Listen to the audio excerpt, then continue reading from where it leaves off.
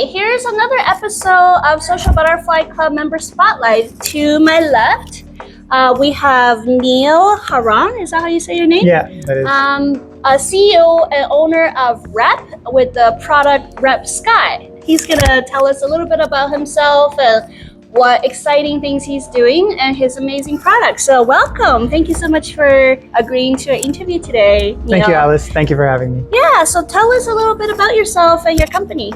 Sure. A little bit about myself. I was, before the entrepreneurial journey, I was an activist for human rights, digital rights, and trying to find a way in which people can come together and That's awesome. Yeah, create positive networks, create that kind of thing. No bleeding heads at protests? No, not like that. I believe that we can come together without all of that. Okay. So in a peaceful way? In a very peaceful way. Not in a violent, revolutionary way? No. Okay. I'm also into meditation. I'm very spiritual. And I feel that is something that will help us move forward as a species, is waking up through meditation and spiritual awareness. Amazing. So tell us about this new product, Rep City. Oh, sorry, Rep Sky, not City. Yeah. Sky. Yeah. So Rep Sky is a version of a social network that we've built for the Blue Sky audience. Okay. So Blue Sky is a social network that is competing against X, and so we built this platform to kind of help them. So originally we built everything that we have with Rep Sky. We built it called Rep Social, and the way it works is, a traditional social network like X, you go to a centralized location and you post. There's a lot of noise. There's a huge feed, Right. and then there are algorithms to determine whether your feed gets seen by a lot of people or not, right? Right. So we decided, let's go ahead and detach that feed and make it so that each feed is contextual. So effectively, what we've created is a widget that you can attach to any website. So say you're on a YouTube video, you just click our browser extension, and you can now post as if you're posting on that YouTube video. Oh, so you can be embedded. Yes, exactly. Into any social media platform. Or any discussion comment section. Anything. Wow. So it can technically, you can create it's almost like a parallel social network to X if you wanted to. So this way you can't be censored. And it also takes away from the algorithm, because normally, because you post and it goes into a central feed, they control, you could have however many followers, they control how far it reaches, right? Whereas in this kind of a case, we don't have any excuse for the having an algorithm. And right now, so it's decentralized. It's decentralized, yeah. But where will people find you? If they don't know where the original poster comment lives, it could be anywhere. How would they find the community? Because when you create a post as a user on Rep Sky, your post shows up on the Discover feed. So right now, all posts show up in the Discover feed. When there's more noise, we're going to have to figure out a way to categorize. To filter that so that people aren't exposed to every single thing, right? But your following tab should show you all the people you're following, because why else are you following them? Oh, I see. Whereas X doesn't work like that. They control what your followers see. Right. And they say that they do it to protect the followers and whatnot, but they're not doing that. They're doing it so that you can pay. So this is a tool to create community around common interests. Yes, actually, it's a tool to create communities on any web page. So you could be on a news article or a science article, right? Maybe there's a comet heading to Earth and there's an article about that, and you can post directly on that web page. But now other people see that you've commented on a comet heading for Earth, and then they can go ahead and they can, with a small button that's on your post, they can find out exactly what URL, what website you posted on, and they can also go to your post directly and they can reply to your post. So in a way, what we've created also helps avoid creating echo chambers, because now you're inviting a wide variety of different points of view to discuss whatever matter you want. Right. I think that's been the trend lately. You're siloed within like-minded people, but that kind of circle gets smaller and smaller and smaller. Yeah, and like-mindedness doesn't mean that we agree on everything. Right. We just, like, I believe in like-mindedness as in, we're spiritual, or we believe in peace, and we like to be around educated people, have educated discussions.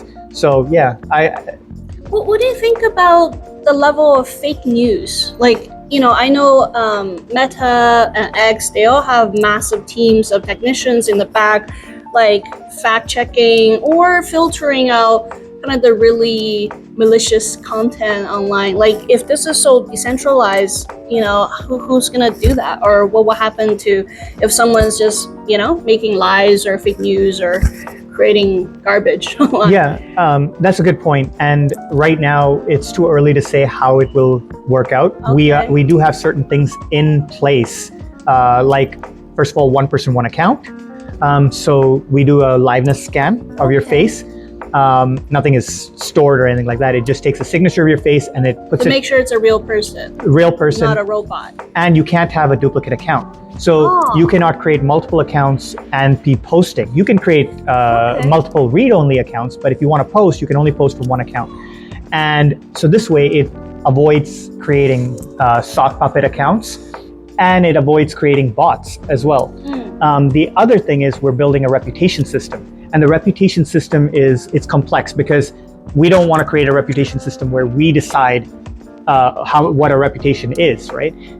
It should be based on your interaction with other people in the community, and how they view you in relation to their trust circle. So imagine if you have a knowledge score for mathematics or a knowledge score for politics. It's not about what you say or about the marketing that goes into how you convey that you are good at politics or you're good at mathematics or whatever, because you can fake that. It's about everyone have like knowledge circles and trust circles, and people are part of those things. So if for example, you are trying to determine whether I'm knowledgeable in a certain area, it would be based on your interactions with me. And if it's a third party, it would be based on your you getting data from other parts of your trust circle. So maybe Jim or someone else that knows me, and so there's like a credit score of some type. It would be for your reputation. So we're kind of playing around with different like scores from 0 to 1 of each knowledge area, but it's a fluid thing. So like if you had a trust score for me, right?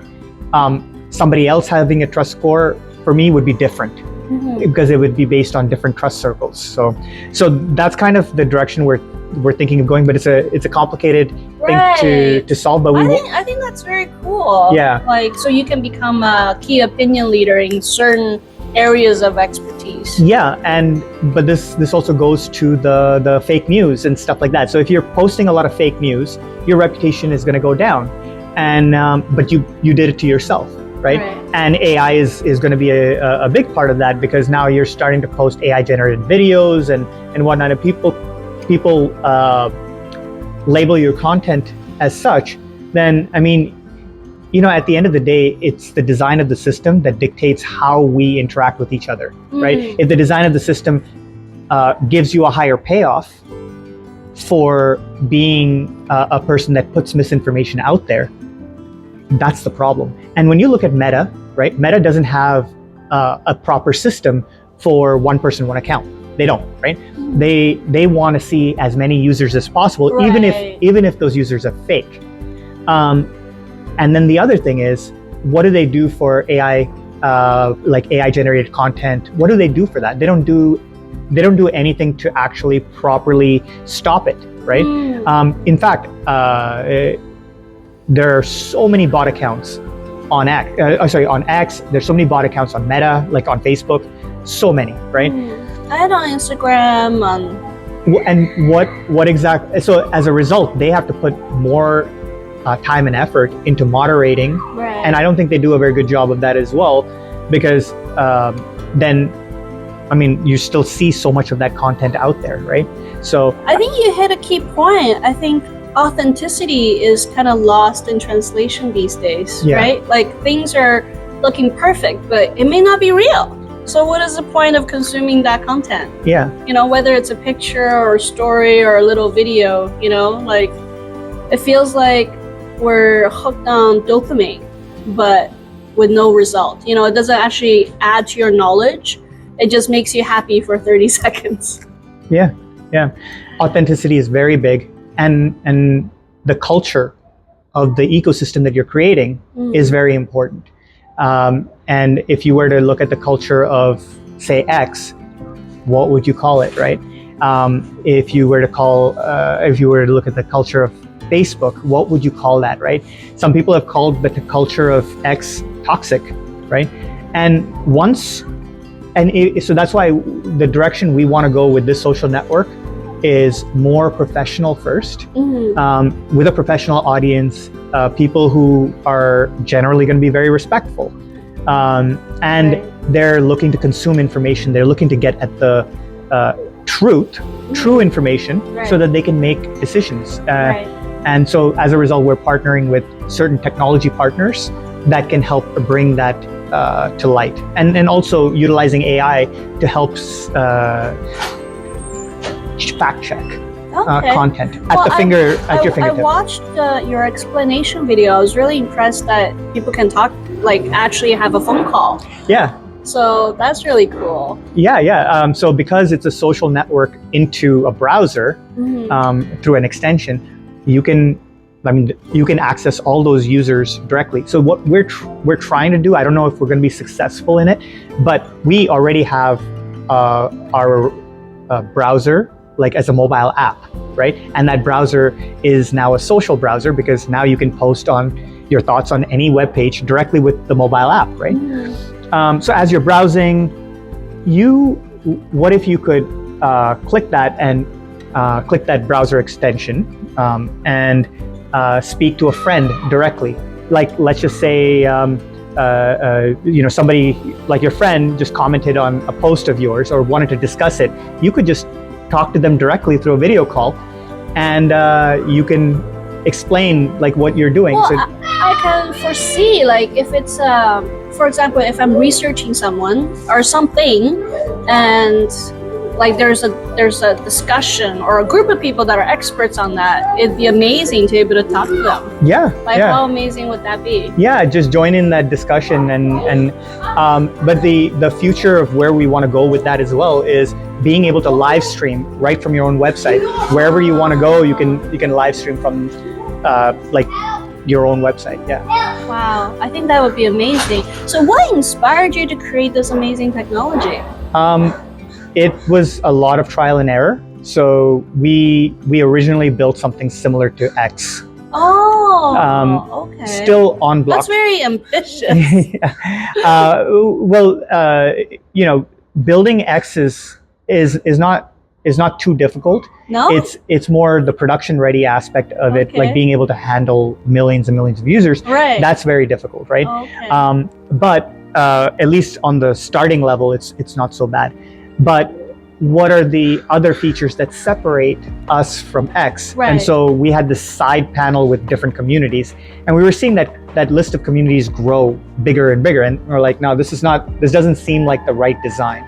And then just one thing led to another, and we realized, hey, what if? Sorry, who is this we? Okay, I realized Okay. that what we could, because I'm the only designer on the team. Oh, okay. No, because when you say we, I thought there's like actual teams. So that's why I'm asking, like, who are your partners? Who are your coworkers? So I do have a development team. Oh, So okay. the development team basically takes my crazy ideas and they they bring it to into reality. Yeah, into reality. Okay, so there are a bunch of computer programmers. Computer somewhere? programmers, UX. Designers. Yeah, okay. yeah. So, so then that was a nice fit where we had already tried to keep our design much more modular, so we could have widgets on different, like we could have a music widget, kind of like the days of MySpace. So we were kind of thinking in that direction. We could have different widgets, and then we were thinking, hey, what would be cool if we could have a community widget? And again, I'm saying we, but that's kind of how this evolved. Brainstorming process but works. Don't you need a huge budget? I mean, if you're gonna service millions of people, like you have to have a lot of bandwidth and for all the technical issues that may come up, right? Yeah. So so that's why we also made RepSky, because now we are leveraging the on other platforms. Yeah, other platforms that actually need communities, because Blue Sky doesn't have anything for communities. They've got hashtags, but they don't have actual communities. I see. So now we come off as a someone that complements their system, something that they desperately need. And they don't have the bandwidth to build, but their system is so robust that they can handle posts, they can handle, you can throw videos on there, you can do a lot of things, and we don't have to deal with any of that. Oh, I see. So they're the infrastructure. They're the infrastructure, but we did build our stuff before on our own infrastructure. Right. So this is more of a parallel thing, because when we built all of our stuff, we still don't have users, right? So this way, we get to step into a pool of a lot of existing users. Got it. But, they claim to have 38 million users, but I believe a lot of them are bots. So I do think that Blue Sky has a very huge bot problem. Okay. And sorry, I've never heard of Blue Sky. Like, where is it from? Well, they're a company out of Seattle, I believe. And it's an American company. Okay. Yeah, but they their marketing and their slogans and everything is probably directly voiced towards X. So they're trying to, I think they come off as more of a leftist, left-leaning, very left on the political spectrum social network. So basically, you're not going to find a lot of Trump supporters on that platform. I see. Yeah. Okay. So interesting. 38 million users? I've never heard of them. Weird. Yeah. But again, 38 million users, but if so many of them are bots, if you don't have something to curb that, then you're going to shoot yourself in the foot. So because how many are humans then out of that 38? It's very tough to say. Because do you have a percentage or no idea? Because I myself have multiple accounts because I use it for testing purposes, right? So I would say that, like, of the testing accounts that we have in our company, all of those are technically fake accounts, right? So, you can only imagine that quite a lot of people have multiple accounts on there. So that 38 million user count is not real. So, I see. Are you an IT person? Is that your educational background? Yeah. So my background is in computer science. I was a programmer in the video gaming space for about a decade. Oh wow! Did you work for EA? Or? Yes, I did. I worked for EA. I worked in Burnaby. Yes, I worked there. I worked there for a year. Before that, I worked at Radical Entertainment, which got bought out by Vivendi for nearly 4 years. I think they were in Yaletown, weren't they? They were Main Street. Right on Main Street. I remember them because I think when they were doing the hiring, they were like, what was it? Advertisers. They have hot tubs and awesome parties. They were really cool. I don't know about hot tubs. I never actually went to one of their hot tub things, but they had they were famous for that. They had a huge kitchen. All the food you could have. It was really awesome, and their kitchen's very big. Like has an arcade room, a theater, everything. Yeah. So it was pretty cool. But I worked there. Sounds like the dream job, except you work 80 hours a week? Yeah, 80 to 100. It was intense. Yeah, it was intense. But I loved it because I love problem solving, and that was. I looked at it as an extension to school. So it was like pulling all-nighters in school. You're pulling all-nighters. So it was like projects? Yeah. Endless projects, one after another? Yeah. But it was really cool. I learned so much at Radical. And then when I went to EA, Was it a step up? Like a bigger company, more It was a step up in... It was a step up in pay. I would say that in terms of challenge, maybe a little bit of a step down, because Interesting. yeah, because Radical, you worked on really cool, cutting edge stuff. For EA, I worked a lot on the sports stuff, tools for sports. Oh, the NFL, right? So I was working on NHL. I was working with FIFA, and I did a little bit of work for NBA as well. Okay. So yeah, They're their most popular products.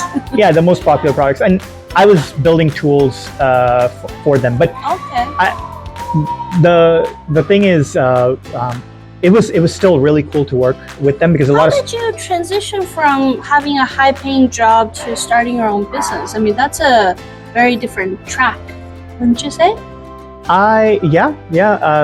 At some point, I decided, let's try the entrepreneurial route. Let's go ahead. Were you burnt out? Because I hear most people get burnt out at EA. No, actually, I wasn't burnt out because after EA, I mean, I have experienced burning out, you know, over sometimes in the decade, right? But like after EA, I went to work at Lucasfilm. What? Yeah, in the Presidio. They're here? No, in San Francisco. Oh, right. Yeah. Okay. And then I worked there for 2 years, and then I worked at Zynga for a couple of years as well. You know, with games like Farmville, that kind of thing. The spammy Facebook games, yeah.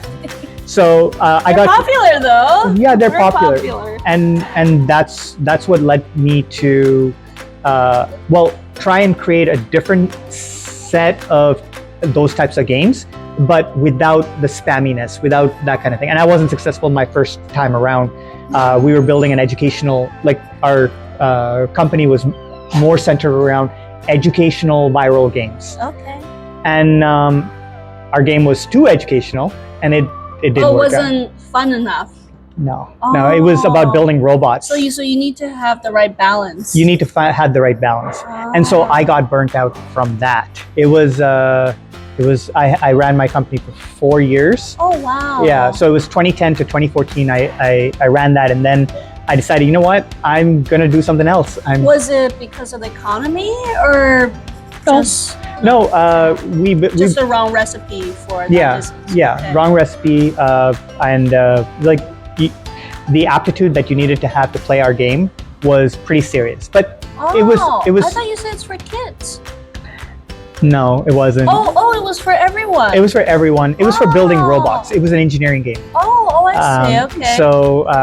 I thought everybody, especially little boys, I mean, all men love robots. Yeah, absolutely. So we thought the same thing. That'd be a big audience. we thought the same thing, but it was difficult. So not everyone has engineering skills or aptitude. Yeah, but it was surprising to see who did, right?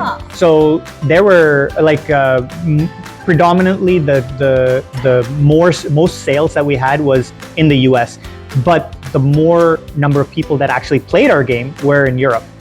And Europe, like Germany? Germany was actually very big. They're big on engineering, aren't they? Germany was very big. What about Japan? They have a lot of engineers. Yeah. China has a lot of engineers. Yeah, but we didn't get into that market.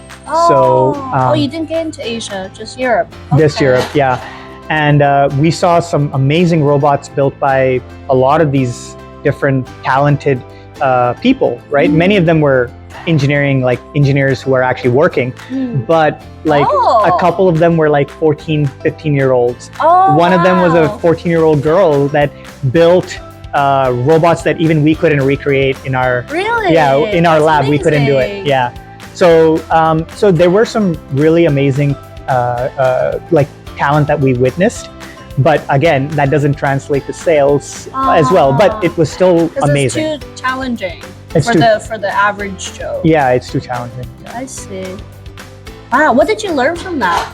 That there are. Because you speak with so much pride. Like I'm inspired just listening to you talk about that experience. Yeah, you have to know what kind of a company you want to be. You have to know what your vision is, your ideals, and then when you're in sync with things, then you're able to do things. So I learned a lot that way, but I also learned that there's so many gifted people out there, and so that game brought that out. Right. So the reveal. Yeah. Okay. Yeah.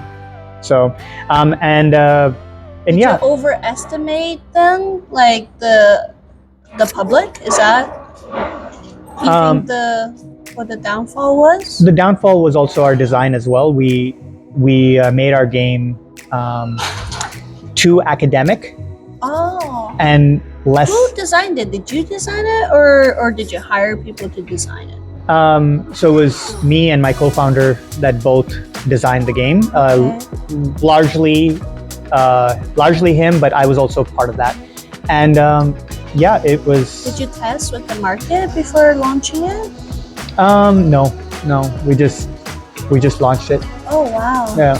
Okay. Yeah. So that was my first time around, Right. and it was a good learning experience. Absolutely. And then yeah, I went into activism. Yeah, tell me about that. Well, what you mentioned you're passionate about? What was it? Digital Digital rights. and democracy, and what else? Yeah, human rights.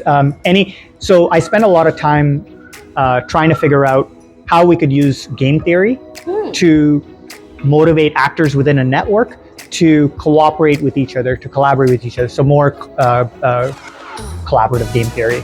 Oh, okay. So I said earlier in this interview, that it's the design of the system. If the system is designed in such a way that the payoff is greater for being a bad actor, then technically right. that's not a bad actor. Yeah. That is how you designed it, right? And so when I look at the world that we live in today, there are aspects of poor design there where people who are more sociopathic can get ahead in life because they don't have. Yeah, like CEOs. Yeah. They say, what was it, like 80 to 90% of corporate CEOs are sociopaths? I believe it. And the thing is, you should, there should be a design change, I think, there, and where I think we can have a better design is. But don't you think that has to do with human values? I mean, the whole world is so based on commercializing, right? Turning natural resources or even human capital into a product or turning it into revenue. Like we're harvesting raw material, which should belong to everyone, into a product. Like let's say water. You put a plastic bottle around it, now it's $4. A product, yeah. Right? Whereas at a tourist attraction, it may be $10, but it's water. Water belongs to all humanity, but Dasani or whoever is selling it for $4, right? Completely, exactly, and everyone can see that. When our first thought is, in a capitalistic society, if our first thought is, oh, there's water, let's bottle it up. That's the innate problem of capitalism. Is it doesn't necessarily speak to the person that you are, because it's the design of the system. So if the design of the system, if the design of the system is going to rely on you questioning your morality to see how you function in society, then I think that isn't a very good design, because people ultimately will gravitate towards what makes. There are going to be a set of people, whether they mean to do bad or good, it's going to gravitate towards, well, the fitness function is around money. Whoever has more of it is the one that is playing the game correctly. Obviously, it makes no sense when you see people who have billions of dollars, something that they couldn't spend in their entire lifetime, still continue to be on a path where they're destroying the earth, and they're continuing to play a game where their high score is the amount of money that they have, right? So that to And me, they may not be happy. and they're actually most often they're not happy. They may have depression. Yeah. And needs a therapist on a regular basis. Yeah, exactly. So that is something that I hope can change, because. But don't you think right now, it seems to me, especially we're living, post-COVID, where for 3 years we really lacked the social connection and the sense of community. I feel like mental illness is going through the roof. Yep. Like just this social isolation, but also it feels like time is speeding up. You know, like when we talk about capitalism, I think in the 90s and the 2000s isn't as intense as now. Even though the, the millennials, their values, I think, are way more simpler. You know, they want to work remotely. They want to travel the world, right? Like they're not willing to sell their soul for the high paying job because they don't really care about status anymore. But at the same time, it feels like everyone is trying to get the buck, get the status. You know, even though they say they don't, but everyone wants to be a digital nomad, like living in Bali with $1 billion, you know, with the hot girl on their arms. I'm just like, this is just another version, you know, of let's say when we watch movies like Wall Street, you know, in the corporate three-piece suit from the 80s or 90s. Right now you're just in a surfer shorts in Bali. Like, do you know what I mean? It's just a newer version of what we consider success. Yeah. So effectively, you're still going after money, and you're still going after like fame, fortune, that kind of. I think we're just hungry for acknowledgement. Yeah. I don't really think people are really after whether they're neglected when they were children because their parents are working full time. But don't you think like what we're missing is actually the human connection? Yeah. Like people like you and me may have a lot of empathy, but we may be considered vulnerable or gullible, or may even not be that clever, right? In the whole business world, where we're not cutthroat, we're not always trying to negotiate for the best deal. Yeah, I think that having empathy makes you a strong person, and you know, if you like go back to the billionaire example, that's a foolish person in my view, because that's a person that's continuing on a game, neglecting their health, neglecting their peace of mind, their whatever, for a high score that means nothing, because you're going to die at some point. You know, Steve Jobs died at what, 52, 51, I'm not sure, but Right. And died with what, $100 billion or something like that. So what's like, but the thing you touched on with the social aspect, that's what I'm like. I don't have the answers as to what motivates people to do whatever they do, right? I think it's rather silly for us to talk about morality, because I think no matter which culture, which religion, which family you're raised in, there's like a baseline, right? But I think like if you and I, let's say we're born in a war-torn country, if our brother and sister is starving, of course we're gonna steal, right? Morality at that protect, point yeah. is gonna go out the window because you need to survive. So I think it's very, what's the word? Preposterous for people in the first world to condemn people in the third world when they're facing life or death situations. You know, we're like, oh, they're thieves, they're blah, blah, blah, they're criminals. I'm just like, if you have no water and no food, you're gonna freaking go out there and steal as well. If you're, you know what I mean? Like, it's easy to be moral when you have everything. yeah, Or you have, I'm like, yeah. who is saying these things? It's easy for you to say, oh, wow, look at blah, blah, blah country. They're cutting down the rainforest and they're polluting the world. I'm just like, are you there? Like, have you looked at their economy? Like, do you know how poor their people are? Like, Yeah, but when a billionaire is doing it, right, then that's where I would bring up morality, right? Like when you have a lot of money and you have no reason to be cutting down the rainforest, you have no reason to be doing those things, but you're doing it because you want to create real estate. You want to go after a lot more money. At that point, you know, you are doing something that you know is immoral, is bad, and you just don't care because it's like, fuck it, it's about the high score, right? At that point, what did you learn from activism? Because when I was in university, I also was an activist, but I actually saw blood, you know, bleeding, like police bashing people's heads in, and I didn't really see the result. You know what I mean? For all the hollering, all the costumes and drumming and I'm just like, wow. We were looked at as like young rascals that the police had to chase us. You know what I mean? Like it didn't create the impact, the social impact or the actual impact that we wanted. We didn't stop the G7 summit or any of that. I was just like, well, what's the point? What's the point of hollering, like loudly for 4 hours? Like, what did you gain or learn from activism? Yeah, so we didn't have that. Like, I didn't go down the path of yelling out on the street and screaming unfair, right? I didn't do that because I saw Occupy try that and that didn't work. No, I was there. Yeah, a lot of people it didn't work. It didn't work, right? So no, for me, I was more in the sidelines. I was trying to figure out how to use game theory to coordinate people to get different types of groups to be able to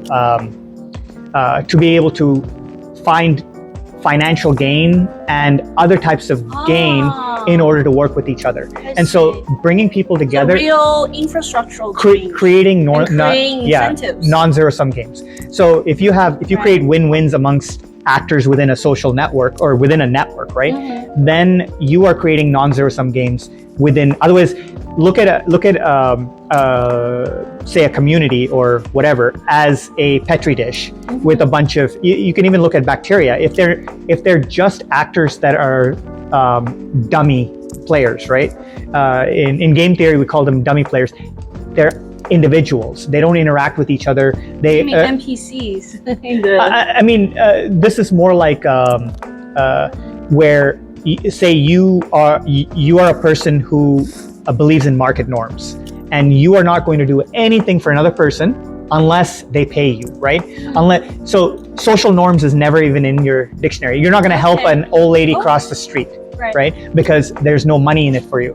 Like that, if you look at an entire ecosystem filled with that, I look at the animal kingdom, I look at wildebeest, So wildebeest, you can have a herd of 100,000 of them, right? It just takes one lioness to come in and everyone panics and nobody's going to defend their young. Even their young, they're not going to defend. The lioness is going to find the oldest, weakest one, grab and make a meal, right? Now, are we as human beings, are we wildebeest or are we cooperative ants? Like ants, they are so cooperative. They will even build a bridge, like fire ants. They build a bridge of ants and allow the ant colony to cross two leaves, right? If one ant falls in water, it'll surely drown. Right. But if a bunch of ants fall in water, what they do is they hold mandibles together and they create a living float. And then the ants on the top, they take turns by going underneath and letting the ants that are underneath go up and get breathe, right? Wow, that's amazing. So then I started to think about, well, where does that put us human beings? So it's a sustainable ecosystem. It's a sustainable, but it's a perspective. It's a mindset shift, right? So if you look at human beings, in some aspects, we are no better than wildebeest, right? Because but don't you think that has to do with culture? I mean, Eastern culture is more groupthink, whereas Western culture are more individualistic. I think it's more the design of the system. So let's just take Eastern culture, for example, right? Say you were in a conference, a major conference, all right? 5,000 people? Yeah, 5,000 people in China, right? And that's what you would call Eastern think, right? Yeah. Okay, so now you're in this conference, it's busy, everyone's busy, they're in the main conference hall, and I take a bear and I drop the bear right in the middle. What happens? I don't know. That hasn't happened yet. So it hasn't happened yet. I don't know what will happen. Well, the thing is, when you're in a moment of panic and everyone's an individual, there's no family members, it's all like, at that point, it's everyone for themselves. Everyone turns into a wildebeest. So it's a design of... you don't think it has to do with culture? No, I don't think it has to do with culture unless... So it's more of our instinctual... it goes to our primary brain of fight, flight, or freeze, no. Right? In a way, culture does play, but it's a different aspect of it, because in that area, all those people, it's not like they're individuals. In that particular scenario, it's the design of the system. The design of the system is going to favor individualism, right, over cooperativism, because you don't know if anyone has your back. So if you're going to go up against the bear, you have no idea if you're going to... But, so here's a premise. The premise was it's a conference, meaning it's a bunch of strangers. Yeah. But if it was a village, I think that would be a very different scenario. Exactly. Right? So, but you can take a village of those same people, and it would be a different scenario, because the culture is it's not exactly culture, it's the design of the system, right? Because that system is the conference, so culture is attached to that. There's a mindset attached to that, because if you take a family camping trip, right, and it doesn't even have to be 5,000 people, it could be 20 people, and maybe 5 of those are kids. You know, you got some women in there, you got some men in there. Guess what? Everyone, like, the men are certainly going to protect the women and children. The women are going to protect the children, and the men are going to do whatever it takes to stand up against the bear, right? They're not going to be running. Some might. Depends on. I think it depends on their body type. You know, if they're not the warrior type, they may run away. If it's family, I somehow I doubt it. I know that, but you know, the thing is, it's tough to say. But I know that this is going to be a scenario where more than likely, they're going to be. They have a shared vision. They have a biological shared vision to cooperate and to stand up against the bear, because they know that if they cooperate, this is a point, because again, it's instinctual. You got to protect the children, right? So, and you got to protect family. I think they're going to use whatever it takes. Maybe they'll grab a park chair. I mean, like a camping chair or some kind of a to turn into a weapon. Yeah, maybe.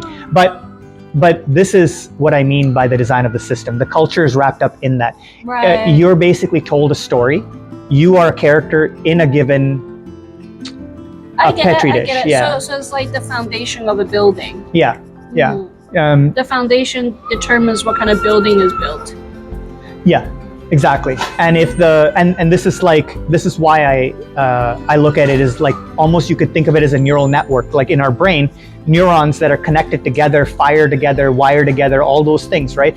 Now, if neurons are just isolated and they're just all thinking for themselves, they just care about themselves and whatnot, that's a pretty shitty brain, right? That's not. Don't you think that has to do with what level of consciousness there are? Sure. Yeah. Because if people, I mean, it's hard to. I think that our debate is nature versus nurture, right? Like in what kind of environment do people take more responsibility and be more heroic and be more selfless in those type of, you know, tragedies, whether it's nature or fire or whatever, you know, or are they just pure, like, everyone for themselves? Don't you think that has to do with the level of awokeness? Like, to me, like, if you're more spiritually evolved, you're more of the, hey, everyone's a brother and sister, you know what I mean? Like, if they're so attached to their own death and their own value, then obviously it's every man for themselves. But if they're more evolved spiritually, then I think they are more willing to kind of sacrifice themselves, you know, whether financially, physically, or, you know, their time to the community or in times of crisis. Yeah, no, I think the end goal is to have everyone wake up and be more spiritual. I think that's a very core aspect of it, because if everyone, and this is also why I believe that meditation and spiritual is the path to having us all eventually become a collective and become one, right? But that we're pretty far from that. I think we're making. I feel like the world is more polarized than ever. I don't remember a time where the world is so like them against us, and you know what I mean? Whether it's like the US politics or Israel versus the whole world, or you know what I mean? It feels like everyone's fighting. I'm like, when is World War III gonna happen? It feels like we're on the edge there. I think also that's largely why we're doing the social network as we are, because a lot of your information that you're getting is also from what they tell you, right? Yes. And fear-mongering. Exactly. Fear-mongering. And that's because it sells, and it's also because the algorithms tell. They go by the algorithms based on the type of videos they're going to guarantee view from you, right? So right now you're probably looking at YouTube videos about is this place safe, or what's happening with the war, or what's happening with this. I'm also, right? And so they're going to show you more and more of that, right? And that in also we fell into the silo of fear mongering. Well, we fell into the algorithm, right? And the algorithm has a lot of power. The algorithm can bring women and men together, right? Or they can keep us apart. They can be like, no, every woman's a gold digger and every man is a womanizing cheat, right? So they can do all of those things. They have so much power. Mm-hmm. And that, I think, is unfair. It's actually dangerous. It feels like it's creating different realities. It is. Like, people are living parallel lives in the same society, but their perception of reality, it's a plastic one, created by social media, created by their choices maybe 5 years ago. But people evolve. People mature through life experiences. But because of what you picked 5 years ago, this is the only information you get now. Which is really silly, I think. Yeah. So the perception right now is up in the air, right? You could look at it as we're more divided, but then when I speak to people that I know of, they're more focused on like their life and maybe how. They do think that there's a war coming, and they do think that things are going to get potentially more weird. Because of AI and a bunch of other things. But again, we don't have a crystal ball. We don't know where things are going. It's likely that there's going to be a pretty big impact from AI, but especially on jobs and stuff like that we can see. Mm-hmm. But more or less, I would say that the people that I speak to are generally peaceful. They're more looking to stay safe, and hopefully they can have a good life somewhere that isn't going to be impacted by war or something like that. But again, it's... But don't you think, I feel like the whole world, we're becoming the same. We're all wearing very similar brands, we're consuming similar information, we're using the internet and computer and cell phone, right? Like, our lifestyle, compared to maybe 100 years ago, there might have been, I don't know, thousands of different ways of living. Now I feel like it doesn't matter where you are, unless you're Aboriginal from a really remote place. But I'm saying kids these days, no matter if you grew up in Russia or United States or Japan or wherever, Brazil, they have very similar lifestyles, consuming very, but the emphasis on identity is so different, right? Well, in Vancouver, we have Italian Day, we have Greek Day, we have, to me, I'm just like, why are we so hung up on nationality? People these days move around. The fact that we're humans, isn't that enough? Why do we have to? I understand there's a sense of pride to your, national background and culture, but at the same time, if that brings conflict, like whether, I don't know if you watch soccer or sports, you know what I mean? It turns into kind of like a hovering, us versus them. Yeah, I'm like, really? You need to put down another nation or another culture just because of, soccer? To me, that's kind of silly. Yeah, it is.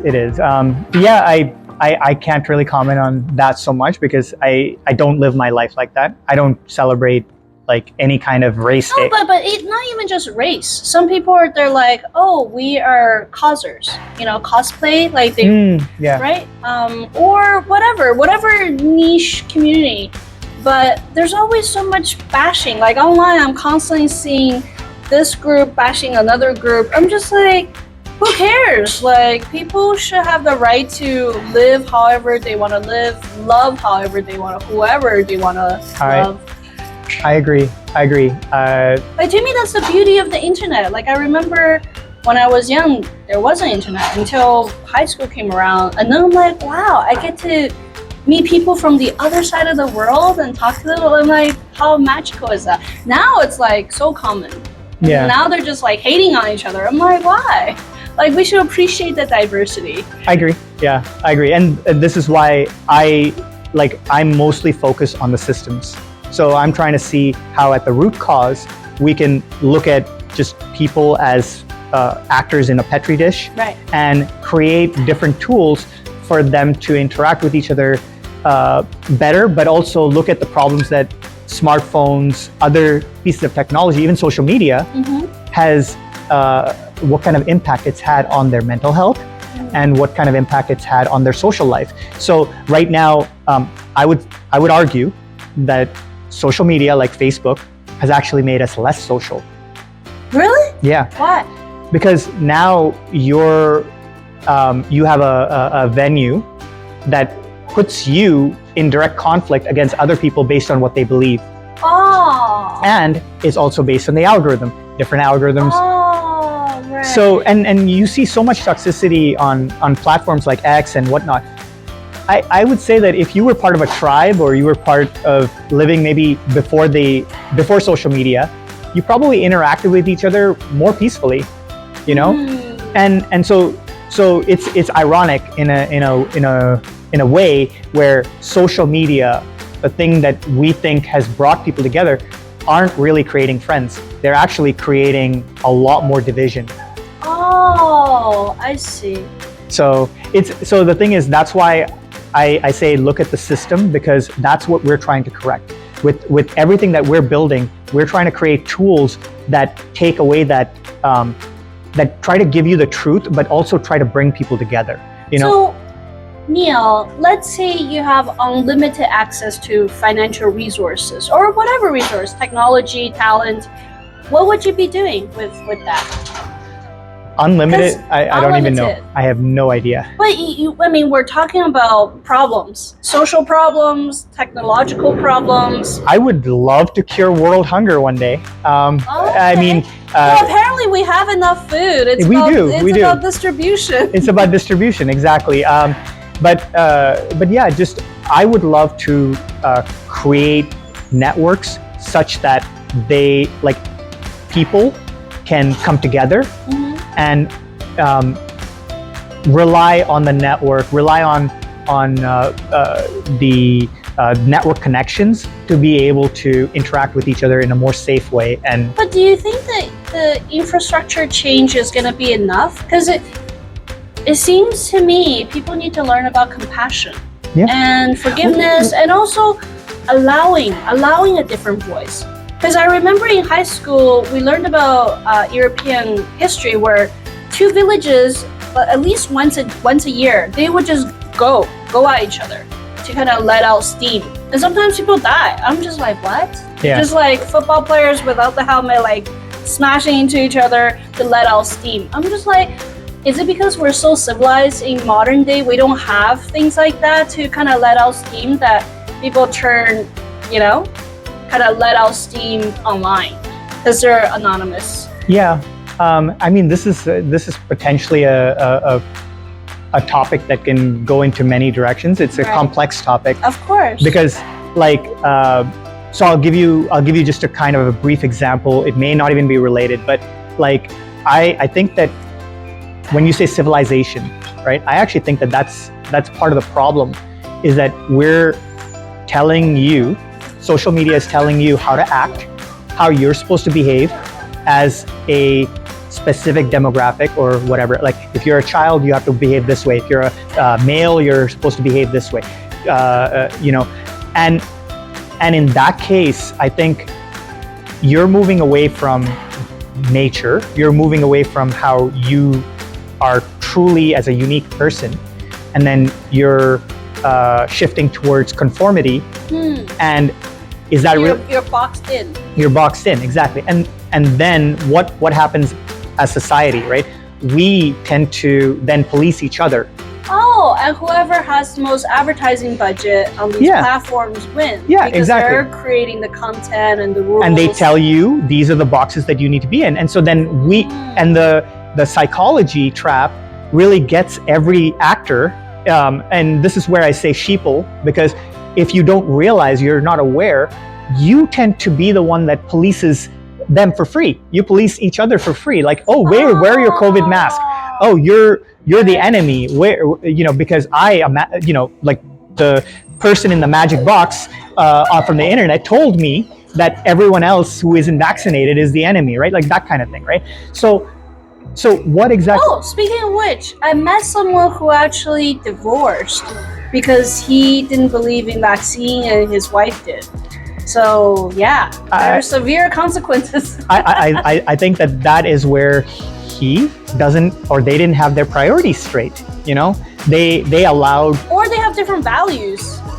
but this is a value that has, like, if you look at a human being, right? I mean, this was mostly the COVID vaccine, right? So the COVID vaccine, I mean, would this have happened in the 1800s? Well, they didn't have vaccines back then. Right, but would it have happened? So that's what I'm saying. It's not part of human nature. It's not something that you lump in as values. It's just straight up what the media told each other. Right. And then you decided that I'm going to make this as an extension of a part of my personal values, right?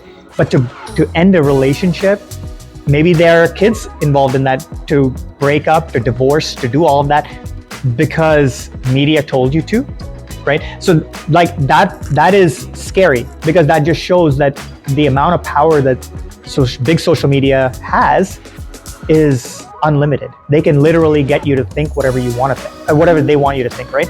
And then it becomes about budgeting, right? It's like, oh, we're supposed to think that, say Israel is the enemy, or the Palestine is the enemy, or whatever, right? Or Russia. Or Russia is the enemy, or Ukraine is the enemy, right? So, but how about us being able to think for ourselves? Can we do that? Can we actually put aside differences, right? Can we put aside all of that stuff? Fine, you want to deal with politics, you can deal with. I just want to talk to you as a person. I want to speak to you as a person. I want to learn from you, and I want to interact with you as a person. And that's a very difficult thing, because along with all of this, people tend to put each other in boxes. I've seen that, and so now, long story short, I have experience, my own personal experiences with dealing with people on a very real level, right? I used to do mixed martial arts. Oh. I did that for a number of years, right? And I trained in Surrey in a pretty rough gym with mostly ex-cons. What? Really? Yeah, it just happened to be the gym that was close to me. You didn't break a bone or anything? I did. No, not break bone, but I have lots of injuries. Oh. So, and I was the smallest guy in the gym, pretty much, right? So the thing is, what I learned from them was they were real people. They were very real people, and even the way we interacted with each other was more wholesome, more real, right? Sure, like in the middle of a conversation, my coach would be like picking me up and slamming me on the ground, right? Or what? Or in the middle? Yeah. Just like, hey, let me show you this. Is that training? Like, so you have to be prepared at any time? Yeah, but it wasn't malicious. It wasn't like to hurt me, right? It was to demonstrate? No, sometimes it was to demonstrate for me, like nobody else was around, or it was just to joke around, right? Like joking around, like we would do that to each other, right? And to me, it was a space where I got to remember what it was like to be, a kid wrestling, right, with my brother. Like be physical. Yeah, there's no maliciousness. It was, right. and so the play fight. Yeah, so I was going back into nature, right? To me, that felt more wholesome and more closer to my natural. Gym is not a nature. Like, you're not in a forest. You're talking about back to human connection, like human touch. Yeah, exactly. So this is, I mean, when I say gym, I just meant here's mats and here's an area in which you can spar, you can do all these things, right? So the thing is that wherever that is, it could be in the jungle, it doesn't matter. The point is, like, I felt closer to my primordial, my primal, my whatever, and I felt really happy. I was so happy. I had injuries, but I was very happy. I was, and then when you're more instinctual. You're more. No, I wouldn't even say that, because I mean, like, I grew up very much, as a software engineer, and that's what I mean. Like, where you're using your mind so much, whereas this is more physical. Like, you're using your whole body. Sure. Not just using your logical mind to process. Sure, exactly. So it was more motor skills, more of those things, right? But it felt, it felt like I didn't have to think I didn't have to second guess intentions. I didn't have to do a lot of those things. It was just In the moment. It was in the moment, and it was more human connection, right? And so we don't have that. If you say civilization today, right? We don't really have that. I mean, we got human connection when it comes to our intimate partner or someone that's close to us, right? But we don't. I feel like we're missing a lot of the face-to-face stuff. We are like missing. Everything is through a phone, everything is through a tablet or a computer. Like it's all secondhand information because first of all, whatever information they get, they're filtering it. They have to process it, and then you know what I mean. Like that message can come across 5 hours later. Exactly. But it's perfectly, crafted, right? And that's why it's a very complex thing, right? Because when you look at the grand scheme of things, the macro view of it, introducing catalysts to an entire petri dish, to an ecosystem like smartphones, social media, all of these things, it has a macro effect on our psychology, on the way we interact with each other.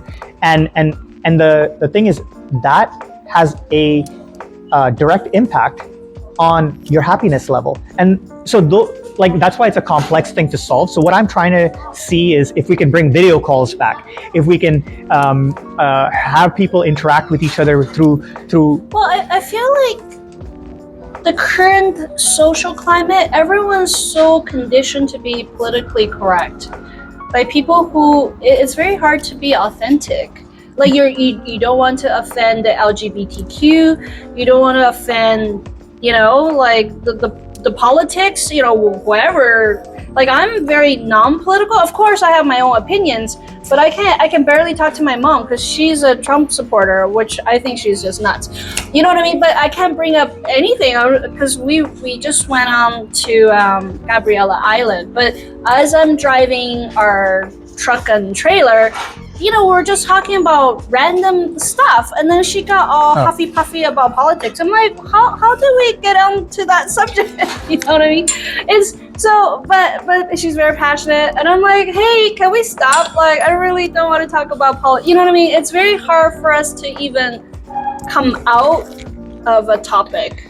Politely, because then she feels like I'm ignoring her, I'm shutting her down emotionally, disrespecting her. Disrespecting her. I'm just like, no, I really don't want to get into a fight with you right now, and I have no opinion, because she knows a lot about import, export, and economy and GDP and blah blah blah, but I don't, so I can't really comment. I'm like, I don't know.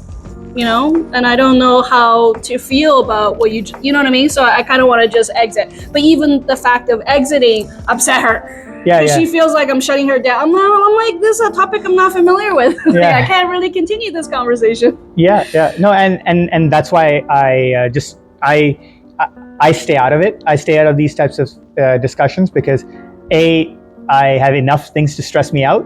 But this is what I'm talking about. Like, we're not having conversations about politics. It's hard to even have a conversation about the economy because everyone feels so passionate, or the real estate, you know what I mean? It feels like there's so many topics that we cannot talk about. Religion, we can't talk about sexuality, we can't talk about... I think we can talk about these topics. It's just when you're around people, and this is where the like-mindedness comes in.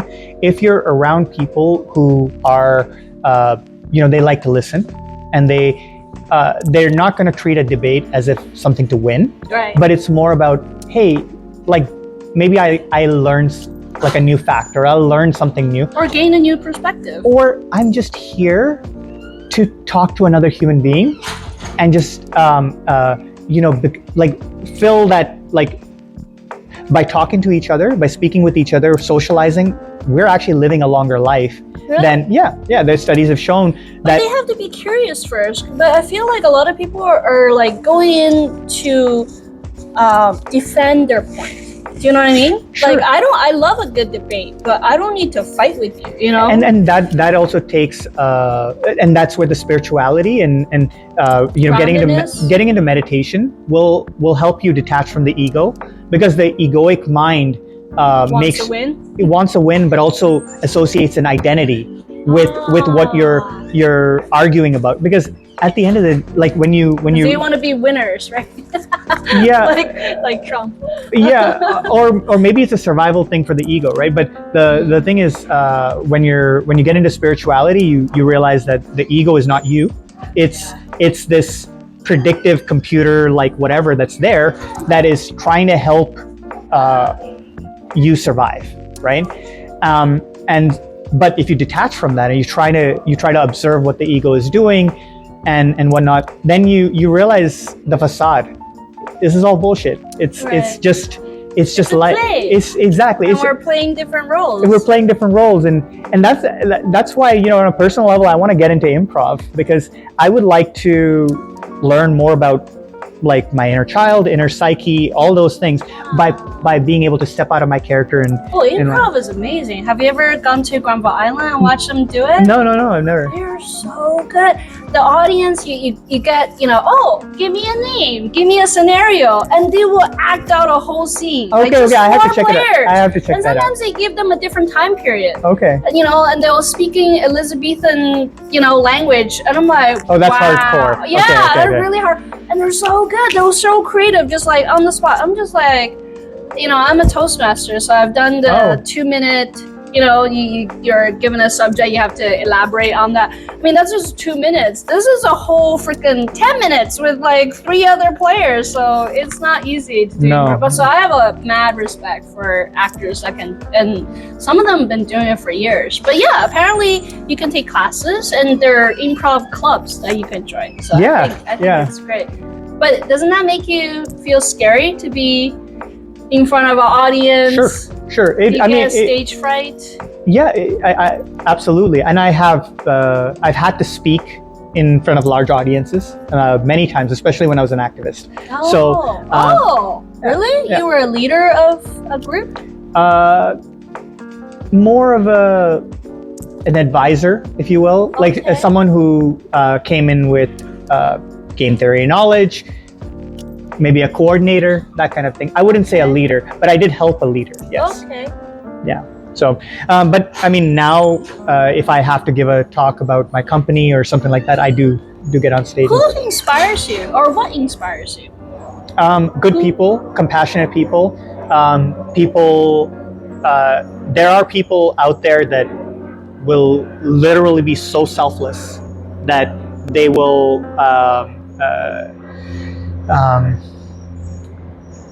They will give up all their possessions. They'll give up everything to a cause that they're near, and like, you know, helping battered women, or helping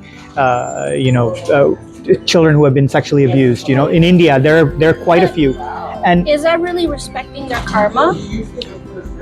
I don't know. I know that these people are truly selfless. And those are people who I really look up to. It's because I'm not there. I'm not selfless. And you mean people who are fully detached from the material world, where they can give up all their possessions? But also just genuine kindness from their hearts, right? They're out there, and no matter what, they give themselves, right? And to me, that is something that I will eventually aspire to, but I'm nowhere near there. I'm trapped in the material world. But I'm slowly pulling myself out of it. Yeah, slowly. The samsara. Yeah, exactly. So, if you met yourself when you were fresh out of university, what life advice or wisdom would you share with your younger self? Get into meditation. Do you think 22-year-olds can get into meditation? Are they too hyped up? No, I think that the younger, the better. Actually, I would have loved to have told my 10-year-old self to get into meditation and just embrace the silence, just really understand the difference between ego and the egoic mind and the silence. Yeah, the observer. That, and of course, in 2009, you'll learn this thing called Bitcoin, buy a lot of it, and put it in a cold wallet and forget it. So, I heard someone lost like in a like they dumped it out. It's in New York. Yeah. All of garbage Yeah, somewhere. yeah. Like a lot of. Yeah. Yeah. I'm like, wow, don't they look at their things before they toss it out? Yeah. Yeah. So. Cool. Well, if you were, what would you like your tombstone to say?